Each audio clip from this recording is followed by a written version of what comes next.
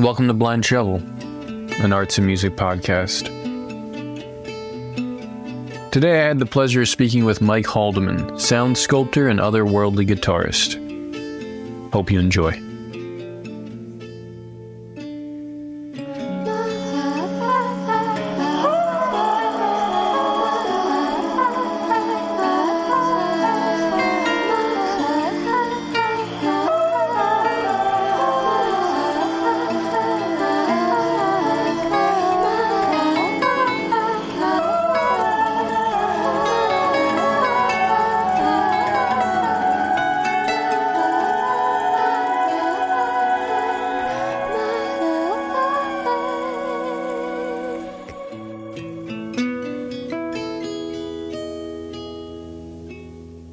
Hey. All right. Cool. All right, so where are you coming from today? I drove here from Flatbush in Brooklyn, where I live with my partner and my dog. And How long have you lived there? I've lived in Flatbush for 7 years now, in a couple different places. But I've lived in New York for 12 years.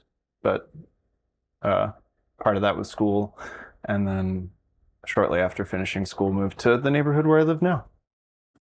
That's coming from Pennsylvania, is that right? Yep, grew up in Coatesville, Pennsylvania, and Coatesville, yeah. Interesting. Which was at one point the steel capital of the world, but the industry fell through the floor, and now Al Jazeera writes articles about the sort of issues that are going on with corruption and gerrymandering in the area and stuff like that. So it's interesting that this tiny little steel town in PA has become the focus of, international news coverage in some ways, but otherwise it's kind of a sleepy place. What was it like growing up there? It was, I traveled pretty far to go to school. I went to Quaker school, which was a big thing in Southeast PA, and went about 30 minutes away to go to school. And so I feel like most of my big experiences growing up were kind of like going to the nearest town, which was Westchester, Pennsylvania. It was kind of like the place where a lot of things were happening. And when I was a kid, it was the hero locally was Bam Margera. And if you're familiar with the TV show Viva La Bam at all, he was kind of like, he and his group of friends were, kind of always up to some crazy local hijinks, and they had a skate shop and inspired a bunch of kids to break their limbs in new and interesting ways. And there was also like a really interesting like music scene around too. A lot of funny DIY shows that would happen in fun places, and yeah, we'd go into Philadelphia every now and then, but that was not as common a thing until I was like a teenager and felt comfortable taking, an over an hour long train ride into the city and back. So were you influenced by Bam Margera or no? I don't think so. I think I quickly moved through that phase after breaking my wrist on a bicycle. Oh yeah. And, kind of very quickly recognized that I wanted to use my hands for things that I felt more precious about than extreme sports, and pretty quickly pivoted into focusing on music after that injury. So were you always focused on music, or that happened after this traumatic? I started taking music lessons from a family friend who was a piano teacher, probably around second grade. And I had a kind of frustrating time with it because I never really learned to read music. And to this day? To this day. Okay. I would not call myself literate in reading music, but I'm very, very slow at it. a lot of people are really good at what's called sight reading, which is Yeah. basically being able to look at a piece of music and read it down. Dory, for example, Yes. is extremely good at that. I, on the other hand, would need a few days to familiarize myself with the page of music before feeling comfortable playing it. Then you have no interest in learning that. per se. I was lucky enough to find pretty far into my music education, actually, a handful of teachers who recognized that I was better at learning by ear than I was by reading sheet music. And they saw that in me and encouraged that and actually taught to that side of my learning capabilities instead of other music teachers who I had who declared me unteachable because I couldn't read music or otherwise didn't really know how to access me as a student. Yeah. Because I always loved music, but my relationship to learning it was like those first lessons sitting down at the piano with this family friend. I would never look at the music that was in front of us. I would watch the piano teacher's hands and then I would listen and I would, using my ears, sort of find my way back to the thing that I was being shown instead of referencing the sheet that was in front of me. And so she caught on to that pretty quickly and was like, hey, you need to actually practice this. And that pretty quickly became unfun for me. And so I stopped taking piano lessons and then moved on to clarinet and guitar around the same time. But then the clarinet teacher was one of the first people to tell me that I wasn't really teachable because I was struggling with reading music so much. But guitar teachers, on the other hand, were like, oh, we can absolutely encourage and grow this part of you. And you don't have to be able to read music to progress as a young guitarist right now. So Does that say something about guitars and clarinets? I think the conventions surrounding those very different shapes of musical pedagogy are like really worlds apart. Sure. And especially the types of music that I was learning with my clarinet teacher was stuff that already has a long history of being a written, notated style of music. And I think guitar and the music that I was just generally more interested in tends to be not as much emphasizing that side of things. And so it was in one sense, it's like easier to learn the vernacular of an instrument without that whole background of all of the history of notation and everything that is used in a standardized way to like pass music along from generation to generation, you know. And so I think also there's just generally less the approach to teaching guitar is a little more casual than the approach to teaching clarinet or other woodwinds. Right, there's cool kid instruments and there's not cool kid instruments. Yeah, I mean, my friend Ian was Yes. playing guitar in third grade, and I was like, "That's the coolest thing I've ever seen. I want to be able to hang out." Does he still play music? I don't think so. I think What stopped him, you think? I'm not sure. I know for a fact that he makes way more money than me now. He's like he's a mechanic on semi trucks. Oh, that's awesome. And that's pretty cool. Lives a pretty good life, I'm pretty sure. So good. Yeah. I'm just curious, you know, like I can imagine he might romanticize what he would have been if he kept playing a guitar. Because for a lot of people who used to be interested in art or music, they almost had this like secret garden of that fantasy they keep. I've talked to people, I wish I was a painter, or like I still have a canvas in my attic just for that. And I'm just like, don't go up there. Yeah. Don't, like, it's clearly a fantasy. If it was something else, you would have done it. You would have gone to it. But it's probably pretty nice and bittersweet to imagine what it would be like. Because I don't know, do you feel the reality of being a musician is, well, it's probably to your liking, right? I think it's a complicated landscape. I feel a massive amount of fulfillment from sitting down and creating new worlds in sound with people.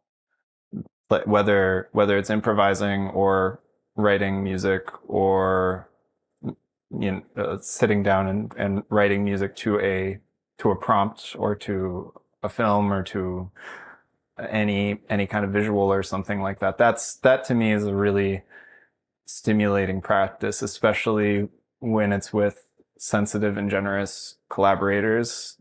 Like I've been playing a lot of solo shows recently, but that's kind of a scary place for me because I'm most comfortable, I think, like sitting in a group of people and having a sound conversation, so to speak, and like kind of sharing ideas and offering a gesture and seeing how that bounces off of the brains and instruments of people whose sounds and musical personalities really inspire me. That to me is a thing that if I could do that forever, I would absolutely feel unbelievably lucky to be able to do that. I think the reality of the way that musical practice gets deployed for a lot of people in society as a career is something that tends to muddy those waters a lot and oftentimes requires me as a musical performer to kind of mistake the forest for the trees a little bit and like not be able to settle into the beauty and spontaneity of those things that I love so much about making music with people in order to make enough money to survive in New York and pay rent and do the things that I like to do with my life. And I think that negotiation is complicated because there's a lot of music that I make for work that feels like I'm kind of putting on the suit and showing up and sitting at the desk and doing the job. But that's not that stuff. None of that is really the reason why I like to make music. I like to make music for all the things that I said a few minutes ago, like getting together with people who surprise and push me to make better sounds and be a better listener and a better collaborator, and to have those learning experiences time and time again. I think that's another thing that's really big is like in the job context of this work, I think it is harder to have regular experiences where learning and actually running up against the limits of your capabilities is actually a good thing. I think. Sure. I think when it's a job, you're meant to do the job well. And that if you're experiencing that friction of like, wow, I'm really pushing myself to the limit of what I can do here, or I'm learning something actively in this process, that's maybe seen as unprofessional or something like that. You know what I mean? Well, yeah, because it implies a lack of knowledge at that moment. Or like you're not prepared or something. Yeah. Most people pay for risk mitigation. They don't want to hear that. Yeah. Depends on the relationship of the employer. But also, some people are really into improvised music though. Yeah. And that is a thing that is all kind of discovery and risk taking and kind of jumping with like a trust fall in front of an audience. And that to me, that's what you prefer? I really like playing improvised music. I think it is, I love playing the opposite of improvised music too, things that feel very structured and determined, and like a well-crafted set is a joyful thing to put together, but for a completely different set of reasons than it is to like sit down with people you've never made sounds with before and see what happens. What do you think your identity as a collaborator versus your identity alone is? Is it different? I think the part of, how do I put this? As a collaborator, the goal is to listen and observe and try to offer things that serve either a leader's vision or a collective vision. And that always kind of involves this like reflective moment where you kind of take in an environment or a group of people and you try to think about like kind of like a conversation. How am I going to say something that isn't like a random or upsetting or offensive thing in this conversation that also moves it along, that also kind of like helps everybody feel seen and appreciated and attended to as well. And that's even easier when everybody else is doing that to you as well. So I think as a collaborator, it's inherently about kind of reducing part of the ego and catering certain gestures and things that you're offering in a musical context to be things that speak to people. But as an individual, it's like I spend most nights staying up kind of late, like experimenting with sound to just kind of see what new sounds I can find and what feels exciting, and kind of keeping my relationship with the instrument fresh and inspiring, and kind of building a library of places that I can go to sonically, because a lot of my practice is on the computer. That means that if I design a crazy sound, I can save it and log it away for like, that might be a thing that I use later. Yeah. Like if a painter were to be like, oh wow, I can't buy this specific tone of paint, but I mixed it at 2:30 a.m. This one night, I'm going to like mix myself a whole batch of this and like set it aside and maybe I'll use it later or something like that. But that process in large part is like driven by me wanting to see what new places I can go to. And I think there's a balance here between the collective and individual thing, where if I give myself enough space to wander around and really stretch the limits of where I'm exploring by myself, I can first off come to the table with a much bigger library and vocabulary of sounds that may or may not work in certain contexts. But nevertheless, I've done kind of like my practice on my own to kind of like broaden my language, and then come into a collaborative context with a lot more that I could possibly say. And I don't have to do as much of the like kind of flailing to find the right thing. And it becomes a little easier to feel like a fluent collaborator. Yeah, because so the whole practice is in the service of, well, service. It seems to me that some artists might be mining something, you know, like they might begrudgingly collaborate, but their real goal is to just get at the bottom of themselves, whatever that may mean, you know, and the collaboration's kind of in the way or at the service of that. Yeah. But yours sounds like you're sharpening your tool to better be in the service of or collaborate with others ultimately. I think so. I think music for me is a shared thing. Sure. And I think that its core and its oldest versions are collective practices, and that there's something very ancient and like beautifully elongated through all of the dimensions of time and space that is like, this is a thing that people do together, and it only gets more powerful when more people are doing it together.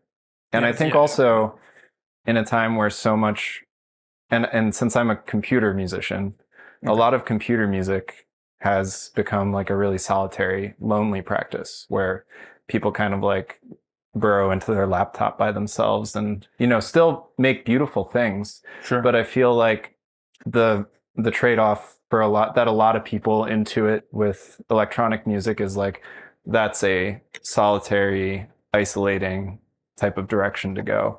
And it's fun for me to try to recontextualize those tools in a kind of like in a shared way, bringing it into a place where I can still use Ableton, but also be improvising with like 4 or 5 people together at the same time.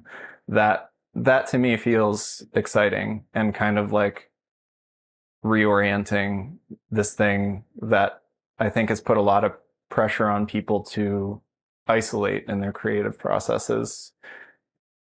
Yeah. In like the immediate sense, like the what the internet and online communities have done for electronic music has been like, it's blown open the doors and really expanded a lot of those boundaries for people. But also I think the actual practice of making the stuff when you're sitting down and creating sounds, that has overall become a much lonelier kind of practice. Have you ever had a great musical connection with someone you don't have a great personal connection with? Is that possible? I think it's possible. I mean, find that there's interesting. been, and I mean, there are plenty of contexts in which people work together. Like I also work as an engineer and a mixer, and there can also be like plenty of like the flip side of what you're talking about, where you're like great friends with someone, you get together to try to make music together, and it's like it doesn't turn out as shiny as you would have expected it to, or something like that. But generally, a lot of those feelings are kind of self-critical projections that kind of fade away after a little bit of space from that moment anyway. And I find that I rarely feel as negative about stuff as I do like basically immediately after it happens. And then if I give myself a little time and space away from something, I'm generally like, oh, that wasn't that as bad as I thought it was, or something.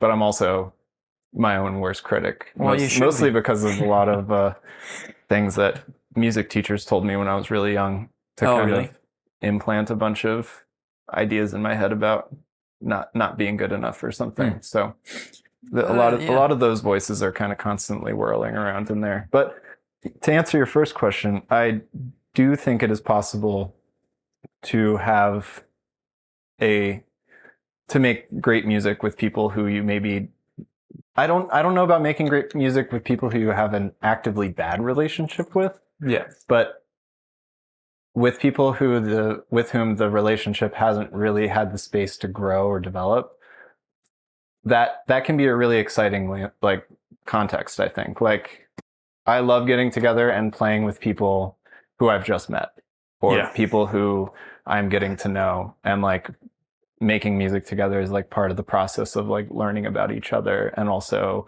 kind of deepening the relationship and jumping into a very like specific and kind of vulnerable and kind of like risky place together to see what happens. And I do appreciate that. And yeah. No, I'm just curious, because for me, I probably collaborate more than most visual artists, but I usually need to have an actual connection. Yeah. First, probably. Although the collaborative cohesion is earned slowly. I don't know if it's as quick with music, you know? Yeah. It's like you said, music is predicated on a certain collaborative spirit that a lot of fine art isn't, I don't think. Yeah. Maybe there were times, you know, but for instance, you build a church and there's like 100 different artists probably doing their thing, but they're not really doing their thing together in that same way. Yeah. So I think there's probably many artists in their solitary lives who envy the collaborative and social nature of music, but I'm sure it's infuriating in other ways, you know, touring and having to deal with egos within a band. Oh yeah, I mean, I love my bandmates, and we are best friends.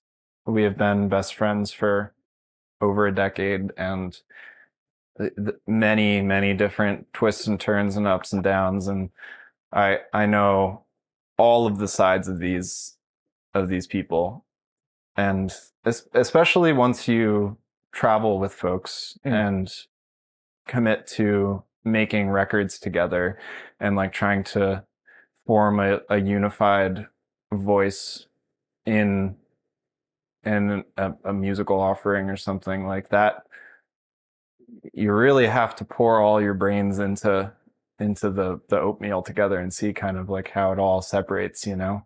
And it's,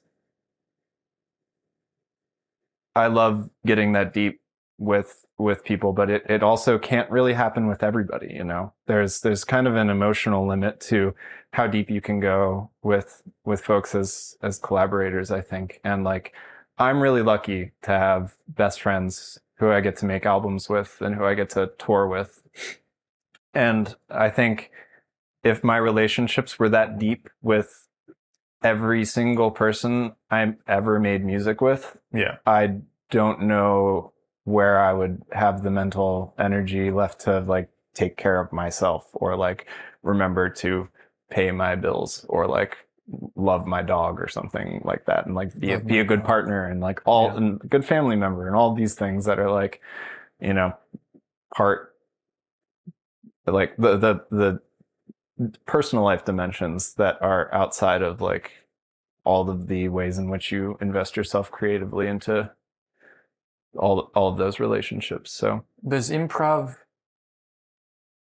inspire a kind of egalitarian structure, or are there still clear hierarchies within those kind of moments? You know, the reason I ask is like, I feel that maybe some of my favorite bands, and I'm trying to think of some like Talking Heads or even the Strokes, like there seems, and slowly through time, at least in certain instances, you understand the structure of a band, usually when it falls apart. Yeah. But like there's just one person who's kind of tyrannical doing everything and then not forcing, but delegating out like what they wrote or something. Yeah. And then like, I don't know if you even care about the Strokes, but oh, I know the story. The trajectory is interesting. Whenever he gives more, Julian Casablancas gives more control to the other members, the music seems like he's appeasing them, but the music suffers, even though I like later Stroke stuff. Do you think, because I often say, like, visual art doesn't work with democracies, you know, like everyone voting if this graphic design element should be here or here. But can you speak to that dynamic of like, that, I don't know what the opposite examples. The power dynamics there. Yeah. I mean, there's a lot in this question. Sure. There's especially in the realms of improvised music, I think like the ways recently that people have become more aware of like the dynamics of identity and intersectionality and the ways that certain types of people's representation in these worlds, especially in jazz, which in New York, there's a really enormous, important conversation taking place right now about women in improvised music and the dynamics around specifically jazz jam sessions and jazz programs and music conservatories in general. Contemporary? Yes.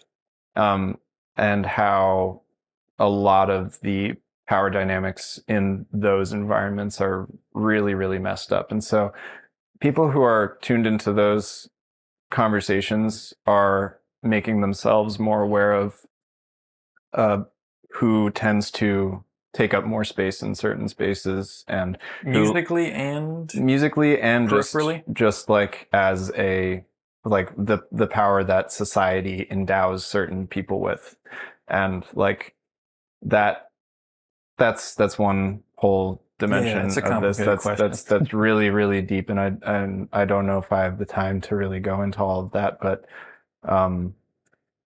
in my personal experience, like I think the biggest thing is just kind of being a sensitive listener and like trying to, in the same way that being a good conversationalist means leaving space for someone to say their piece or say as much as they want to say, even if it's not saying much, you know, at least being aware, looking at a person and trying to intuit where they're at and leaving air so that not the very first thing that I'm doing is like kind of jumping down someone's throat or stepping on their toes.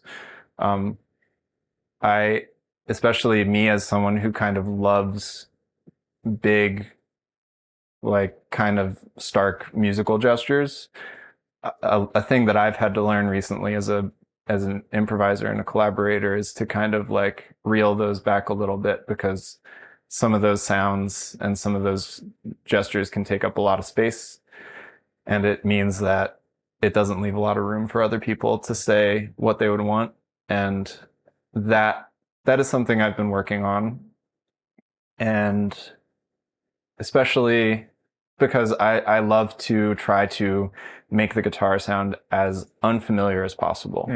And that oftentimes involves like turning a bunch of different parameters up to 13 and just seeing what the hell comes out of the instrument, which most of the time when I'm in that zone, some really crazy sounding shit comes out. And that isn't always the most tactful gesture in a musical conversation. It can kind of be like walking up to a quiet chat that's happening and like just yelling out of nowhere.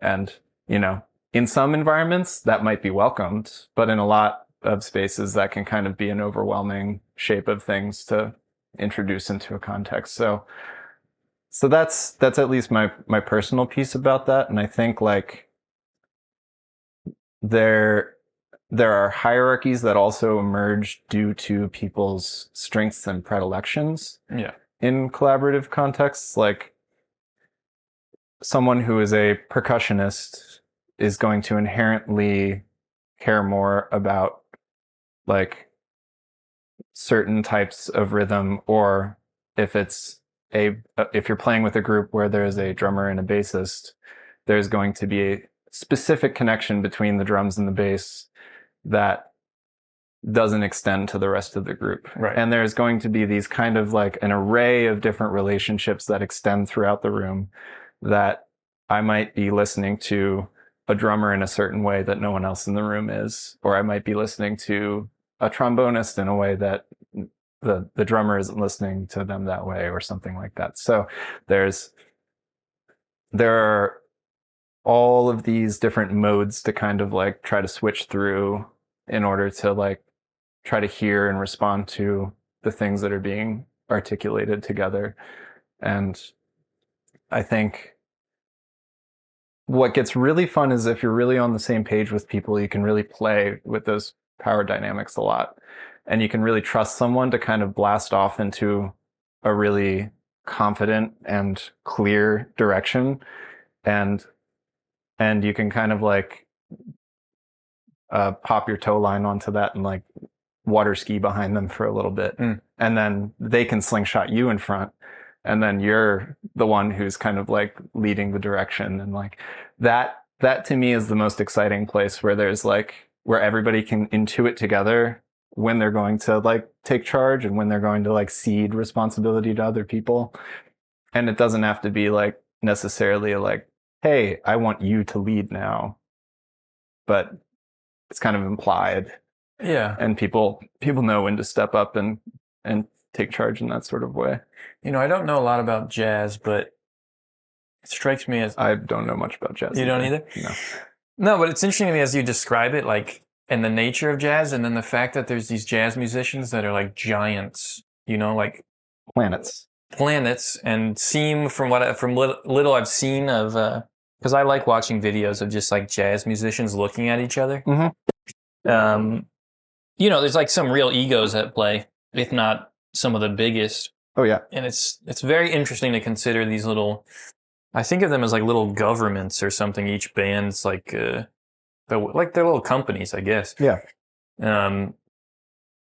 But because I think about it from filmmaking as well, right? So there's like filmmakers who are the director's gonna let you do your thing with their script. And then there's great ones who are just like, nope, this is exactly what it is. Right. Don't change my vision. Yeah. And I suppose there's musicians who like that too. Yeah. Who want to be in that position. Yeah. But have you ever been more in that position where it's like, because it doesn't sound like someone could tell you to do that based on your skill set, And the fact that you aren't necessarily going to like read their sheet of music, it kind of protects Right. you in a good way, I think.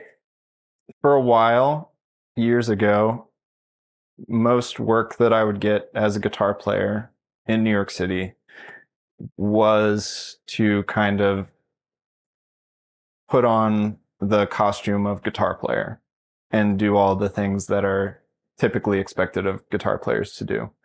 And I found this kind of frustrating because I have a messy relationship with the sound that the instrument makes on its own, which is why I try to kind of push it into really unfamiliar directions and sounds and things like that.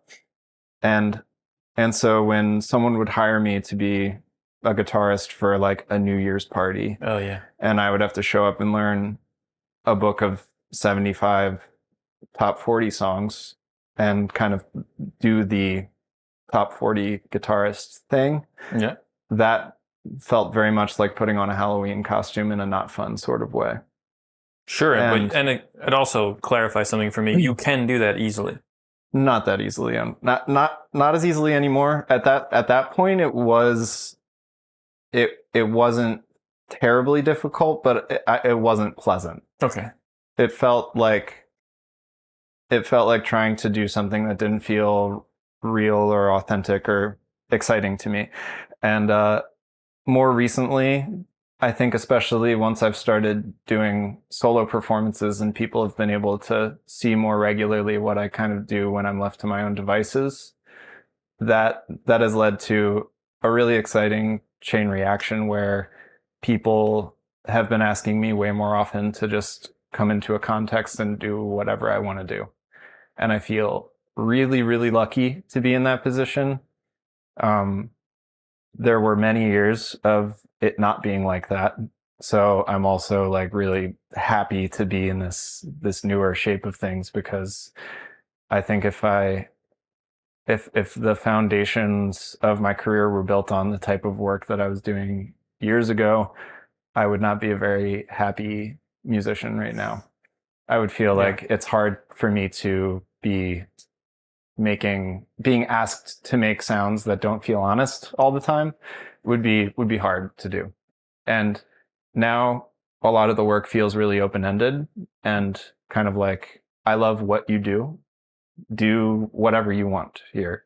Right. And that can be really freeing, but also a little bit overwhelming, because sometimes some like direction and like a starting point is like a really helpful thing. So some of my favorite collaborators and also my bandmates are really good at this because they know me really well, know how to provide like just the right amount of direction or like a query or a starting point to kind of open up an exploration, which usually starting from a seed is easier than starting from a vacuum. Yeah, do whatever you would want to do. First of all, whenever anyone says that, they have subconscious expectations. That's also so they're not articulating what they actually want, and then they see something and they react, and then they realize, oh, I actually did have probably a clear expectation. Yeah. But I'm curious to know more about this messy relationship with the guitar and its sounds that it produces, because I think I understand, even in the sense, like, I don't listen to Jimi Hendrix much, but I respect him. Mm-hmm. But with a lot of instruments, they over time have like cartoonish natures. Like, oh, he's wailing on it like that, and like Guy in Guitar Center is doing that. Yeah, there's these caricatures and that emerge. Like, and stereotypes and things like that. So it's not as much. It's in part about that, because I think for a long time growing up, I really idolized a very specific type of guitar player, which it's the sound of someone who really loves the sound of their instrument. This is the easiest way I can describe it. Someone who can just pick up a guitar and play it and like already be in love with the sounds that are coming out of it. For me, as a self-critical person and a person who is really obsessed with being surprised, I find it very difficult to pick up a guitar and feel immediately inspired by the sound that it makes by itself with me attached to it. That usually feels like it's lacking an element of surprise, or it's lacking an element of like, whoa, where am I going here? Or I like to kind of feel conversation. I like to feel like whisked away by a sound or an instrument or a process or something like that. Something that I can honestly like lose touch with all of the other stuff that's on my mind. That it feels exciting and surprising enough that it's going to like make me forget to make myself dinner, or like that. That's kind of the stuff that is the gas in my engine, so to speak. Like, and so I've talked to a bunch of friends about this, but maybe the person who I've connected the most with this about is my friend Darian, who's a really, really talented composer and violinist. And we've played in a lot of different contexts in the last few years after we met. But we both, I forget where we were, but we were talking about this kind of shared feeling we have about this messy relationship with our instruments. And he feels very similarly about violin, which is that like there's almost like a sort of instrumental dysphoria where the sound in my head that I want to make real through this instrument, it's very hard for that instrument to make it by itself. So in the same ways that people take normal sounding instruments and really push them to their limits to try to find where their voice is on that instrument. Yeah. Like Hendrix is a great example of this, like taking the guitar to a place that is like beyond where people had dreamt that it could go. And that was his voice. I think my voice on the instrument isn't something that's easy to access when it's just a guitar plugged into an amplifier with nothing else going on. Or an acoustic. I do like, the relationship has gotten even more complicated because I've actually been really enjoying playing acoustic guitar recently. But I think it's been mostly about preparing the instrument so that it sounds different, like sticking a bunch of foam under the strings, or like putting it in a crazy tuning, or messing around. I'm thinking about Korn, strangely enough. That relation, that weird rattly. Yeah, I don't know if that was bass or guitar, but yes, it's all bass and guitar. Well, that's something funny about love, that it's tied to ambivalence in some sense, right? Like, I don't know if this is like just because we crave novelty over tradition in some sense, but the people who are pioneers of the last 100 years often, in some ways, really don't like whatever that thing is that they're pursuing. Like Geary in architecture, like he hung out with abstract painters, and you can see that. And I'm often confused because I would imagine traditionalists are more like they're trying to carry a specific torch and then refine it a little. Yeah. But to see a guitar, because is it fair to say, would you ever get to a place where you said, well, I just made a sound that doesn't feel like it came from a guitar, but from like a keyboard, and that's a problem or something?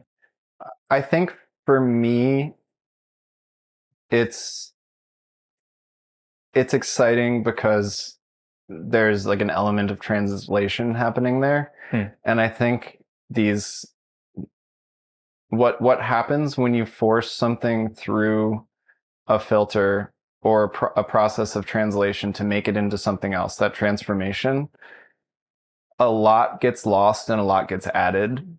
And I think that's kind of the kernel of like the exciting element for me, is like when you force something through a bottleneck, how is it different on the other side? And so I kind of like using equipment that isn't like professional standard. Like I love using bad guitar pedals that cost like $25 that have a really specific character, but don't maintain some sort of purity of the sound. It's not like an open gate that the sound passes smoothly through. It's like it kind of comes through the other side of it a little shredded up. And that Yeah. that to me is an exciting thing to incorporate into my practice, and like also kind of gets at what things I want to express through the instrument. It's almost as though the sounds that come out the other end are meant to say, wow, this person can only use this instrument in a way that leads to these sort of surprising outcomes, like where Yeah. there's an inevitability to that because of all of those little moments of translation that happen along the signal chain. Or like oftentimes I'll record a bunch of my playing, and then it's not even about what I played in that moment. It's about taking that audio and then working on it even more to sort of defamiliarize it from the place that it was at. So does it matter that it's made via a guitar? Is that important? Does it matter it's 6 strings? Would you take up a 12 string? Would you play a bass? Or is the guitar the foundation of the thing that needs to be preserved in some ways? I think because that's the instrument that I'm most fluent on, that's an important part of the process. Like that first step of translation feels like it needs to be like I'm still a proficient guitar player, but I don't feel as like comfortable just like picking up a guitar and playing a solo guitar show in front of a bunch of folks. Like that to me feels really scary and naked and not like who I am. But there is something exciting about sitting down at a really unfamiliar instrument too, and kind of seeing what happens and trying to like force my voice through something that I have no idea how to play. It's hard when it's a thing like a flute or an oboe that requires a really specific technique that does need nurturing.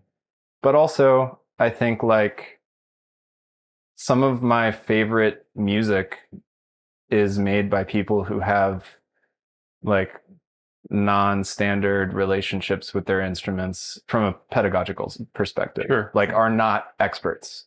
Like, do you know the band Half Japanese? Have you heard of Half Japanese before? I don't think so.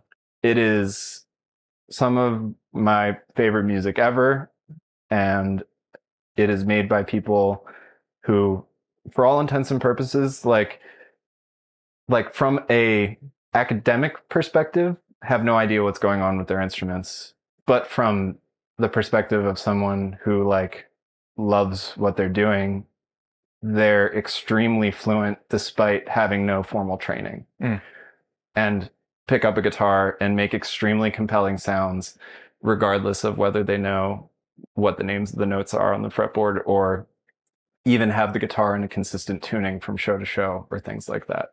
Like Jad Fair, one of the band members of Half Japanese, literally keeps a guitar with the neck practically falling off of it so that he can like bend the guitar in half to make these like crazy sounds.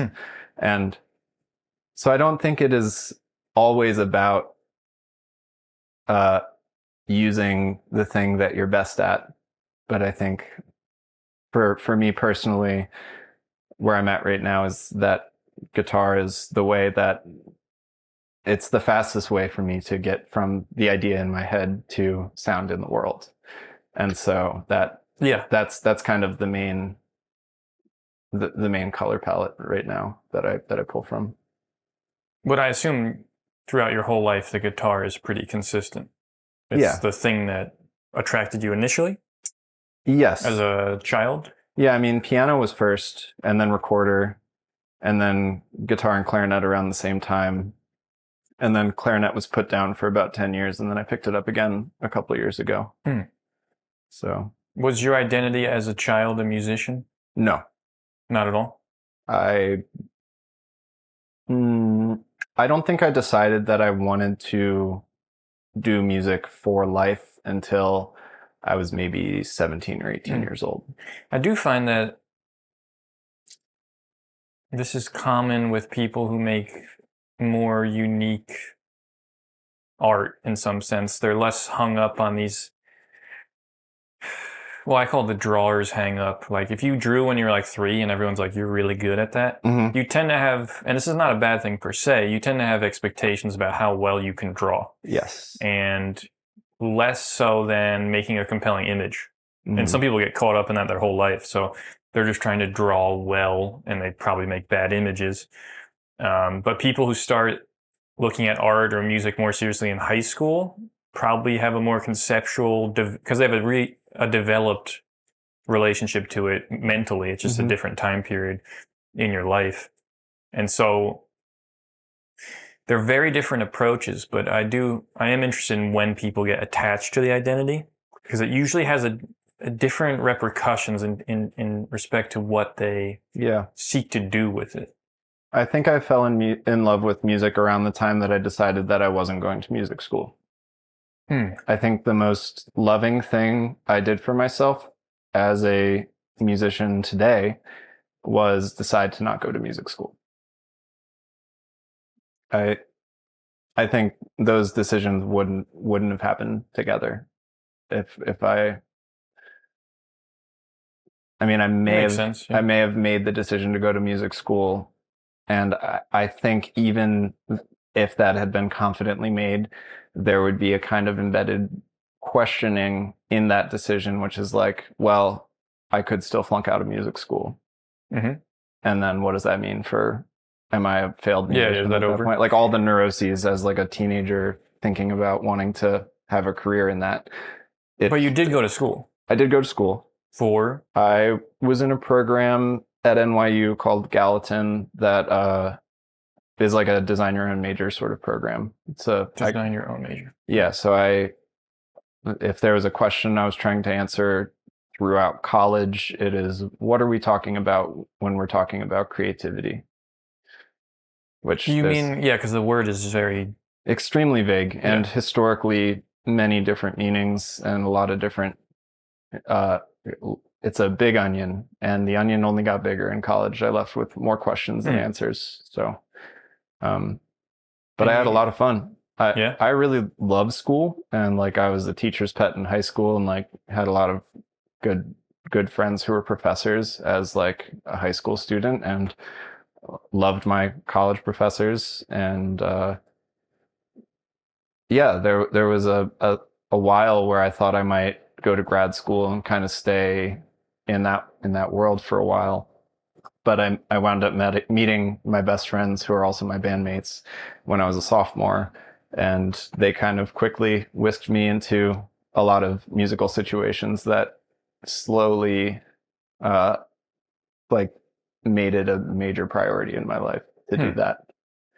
And I think it was really two factors. It was the combination of deciding to not go to music school and then meeting these best friends of mine that kind of like solidified for me that music was going to be an important planet in my universe for the rest of my life. And at that time you formed Altopalo? Yes. That was the name of the band. It's still the name of the band. Well, at first when we were first playing together, we were hired by a bunch of people to kind of be a band for hire, because we were a guitarist, a bassist, a drummer, and a keyboard player. And, best friends, no funny vibes in those days. And like, it was really easy to get all of us together, and we had a good thing going, really easy to like gel and be inside of each other's heads and like have a lot of fun. And I think people saw that and asked us to be their band pretty often. And we didn't really start making original music until a little more than like a year into our friendship. And at first we called ourselves Alt Disney, which was a name we quickly abandoned because, can't really broadcast that much without risking a lawsuit. Not with Disney, no. Yeah. And then we settled on Altopalo, and we've been Altopalo since then. Which has some relationship to Palo Alto? None of us are from there. We just literally liked the way that the word sounded. Okay. And we were like, that's nice. It was a whole endeavor to try to decide a band name, and I'm I'm glad we still like this one, because there there were a lot of other ones flying around that could have been not so great in the long term. But I'm Is there some kind of, I imagine it's hard to be in a band that long, and well, you have to mature together, I would suspect. You know, like you couldn't spin off into your own lives without jeopardizing that project. Is that accurate? I mean, everybody works a lot in a lot of different contexts, and the years have certainly ebbed and flowed in the amounts of time that we're all around each other. And like there was a period of time during 2020 where the band took a break, and we were doing a lot of self-analysis and kind of like breaking down some of the internal neuroses and power dynamics and things that had been taken for granted for a really long time, that had become unhealthy little friendship gremlins that needed to be exercised. And after all of that, like it's not like those gremlins go away as much as like new things get added to the story. Like it's hard to change, like we know each other so well, and it's hard to really obliterate past versions of ourselves. And like, because at this point in my life, like I have so few friends who I've kept for longer than 10 years, you know? And like, especially living in a place like New York where so many people are coming in and leaving, and like you stay in touch with people and lose touch with people. And I only have a handful of friends from high school and before then that I still remain close with. And so at this point, these guys are among my longest held friends aside from like my own family, you know? And it's like, we're all just so deep inside of each other's like predilections and neuroses and all of that. It's like hilarious because in a lot of ways we can predict each other's moves and also finish each other's sentences, whether that's like in life or in music. And that has its pitfalls and its benefits, of course. And it's a long and complicated story. And I think the thing that is underneath all of it is a feeling of deep, deep siblinghood more than anything else. It's like in the band, there are 2 older siblings and 2 younger siblings. Like myself and my bandmate Dylan, we both have younger sisters. And Jesse and Ram both have older brothers. And we kind of like this, we found that like looking at the things that make us specific in the ways that we all relate to each other are honestly like pretty intimately tied to family dynamics and like and sibling dynamics, especially like because we're all so close in age, and like all of the things that feel like brotherly or siblingish competition and rivalry and jealousy and emotional interwovenness is all, it feels all really of the same fabric. And so that's kind of one of the metaphors that we use often in kind of like diagnosing our all the funny things that happen between us, is like usually looking at the siblingishness of all of it is the fastest way to get to the bottom of the beanstalk there. Yeah. And they all live in New York City? Yeah, we're all in the same couple of neighborhoods. Gotcha. And we share a studio, and yeah, we're about to go on tour for the first time since 2019, which is really exciting and also really scary. I haven't traveled for more than a couple weeks in 3 years, so And that's for the album that Neve did the cover on? Yeah, it's for What's that one called again? It's called Frenemy, Right. and it's actually an album about our friendship, which we didn't really make it as a way to like exorcise demons as much as it was a way to name them and make peace with them, and like You're drawing the distinction because exorcism removes something? yeah, or it banishes it. It's And like, this is just chilling there? well, yeah, like I said, like It's not gonna go the anywhere. inner layers of the onion aren't going anywhere. There's just the onion gets bigger as time goes on, and this band just happens to be one of the biggest onions in my life right now. And So you got a lot of onions. got a lot of onions, and I feel very blessed to be living an onion-full life. Do you like onions or no? You know, I've really come around recently. They're great. My bandmates all used to really rag on me because I really didn't like onions for a long time, and raw or cooked just wasn't down. Onion rings are still kind of hard for me. Really? But more recently, onions and vinegar. I'm having a big turnaround with all those things. The really bright and spiky and acidic foods are doing things for me right now. Nice. Pickled onions are really, really the shit. I don't know if I've had that. Pickled red onion, the ones that like turn have. bright pink. Yeah.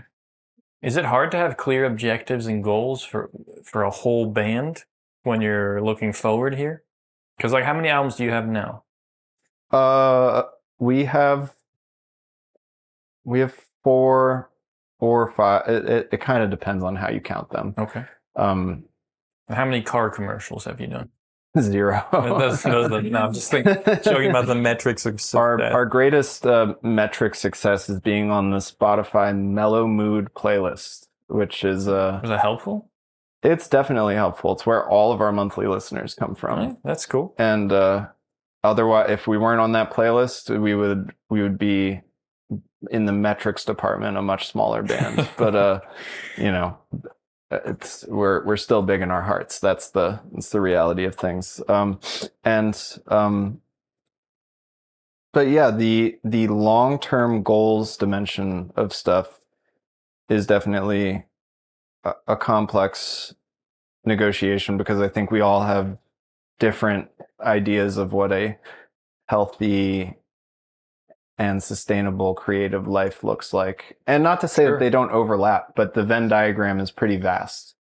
And I think the amount of time that we all spend in the same part of the Venn diagram oscillates, and it can be, I think the easiest way to sync up is to be working together on a specific thing all at the same time.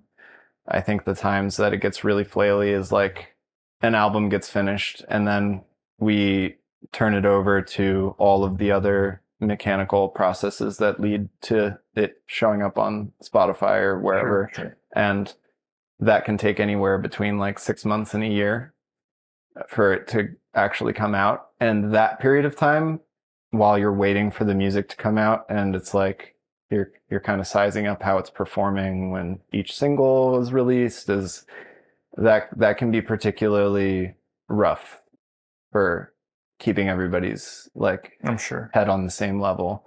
And but touring or working on new music can actually be really exciting, because the goal is to kind of move together. And that's honestly a thing that we're really good at, is like setting up and playing a show and being one organism. And that is when things feel the most locked in. I don't think it's any coincidence, because we all love performing. Yeah. That's one of the things that the Venn diagram like strongly overlaps for all of us. We love playing shows. We love traveling. We love watching an audience react to us making a bunch of freaky noise in front of them. That's like a really fulfilling thing for each of us.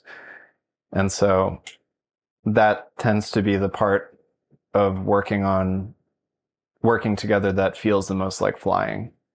And Yeah, I've had brief moments. I used to play bass, and that feeling of, I don't know, you start smiling and laughing. At yeah, least that was my experience, and that was enough for me. yeah. I just stopped. Or you kind of like lose track of the kind of boundaries between people. Yeah, it's weird. And the stuff that makes you so different from everybody else kind of dissolves, and you can kind of all meld into a mush together. And that feels, that's like the home feeling that, family in its best shapes can provide. And also like best friendships and falling in love and all of that has that in common in some sort of way. It's kind of like the edges disappear and everybody's bits are mixing together in new and exciting ways. And you said you went to a Quaker school? I did. I'm interested in Quakerism. Quakerism is really cool. Yeah, it seems fascinating. I think like, that there's plenty of examples of like shit getting weird and culty. Sure. And that's worth mentioning. But I think overall, Quakers have a really cool vibe. I love Meeting for Worship is just like a really interesting structure that there's like no leadership and no preacher, no one telling you how to think. It's like, are you familiar with the structure? I watched a video about it. Also, meeting houses are just like architecturally really interesting spaces where everybody sits down facing each other. And once you feel moved to speak, you stand up and speak your mind. You can do whatever you want. You can dance. You can play a song. You can talk. It's a totally open-ended context where anybody who feels moved to share is allowed to stand up and share. Yeah, I can't help but feel like that's influential to your process. Sounds similar. Just like kind of open. Yeah, sharing and. I think the quietness dimension is something that I'm trying to come back to more, like with what I said earlier about like trying to be more mindful about how like really large sonic and musical gestures can feel a bit like steamrolling to other people I'm like collaborating with sometimes. And so that aspect of like reading the room or like trying to intuit someone's musical personality and not bulldoze them. I feel like a helpful thing is reminding myself of the Meeting for Worship environment where it's literally like, in some cases, hundreds of people sitting in a room together being completely silent, just waiting for the right inspiration. Yeah. It's kind of like improv religion. Because the idea in there is that the creative act, standing up and speaking your mind, is a thing that God is telling you to do. Sure. But it doesn't have to be God influencing that. It can just be a thing that comes into your mind and you're like, this feels important to share. And you stand up and share it. And that doesn't feel too far off from improvisation. No, yeah. Sounds like that's the origin, loosely. I hope to experience it one day. I don't know if it's open to It is. Quakes. Yeah. Yeah, you can absolutely show up to a Quaker meeting as a non-community member. A lot of them, the doors are really open. And I mean, the other tenet of Quakerism is that the idea of God isn't like a concentrated, singular being, like a old dude in the sky or something like that. God is, the saying is there's that of God in everyone and everything. And so godliness is like a substance that is evenly distributed throughout the universe. Like there is as much God in my pinky toe as there is in a splinter of wood the size of my pinky toe across. As long as they're the same size. Yeah, exactly. It's all issue. and density, everything. Well, we have to do sound check. Oh, you want to explain that real quick? What we're doing tonight? Oh, tonight. Oh, Michael was kind enough to invite me to live score Fritz Lang's Metropolis, which is a really stunning work of early science fiction. I think it came out in 1927. I believe that's correct. Yeah, almost 100 years, like 95 years ago. That's crazy to me. Because it was probably shown in that theater because that theater was built in 1922. Yeah, I hope it was. And you know, it's a funny movie that is like regarded as being hugely, hugely influential, and people have like mixed critical opinions about it because it's like, you know, maybe not Fritz Lang's best film, but it is like there's so many things like infused in this film that have like influenced the genre of sci-fi forever since then. Even like horror and suspense as well. Like all of the things when you think like Dr. Frankenstein, like literally all the tropes of like the mad scientist were literally lifted from this film. And like the inventor in this movie is like one of the first archetypes of like that character to ever exist, with like the deformed hand and the crazy hair and like all the scientific electronic experiments going on everywhere. Yeah, it's like, and so I get the honor of live scoring this massively influential film and doing it in a very cool space. So I'm excited about that. Yeah, I appreciate you doing that. All right, let's get at that sound check. Yeah. And maybe people will be able to listen to it if it, you know, gets out there one day. Yeah. Bootlegs. Oh, I'm gonna record it. That's for sure. And the beat goes on. Music by Dori Bavarsky and Mingja Chen. Next week we have Spark Studio out of Portugal.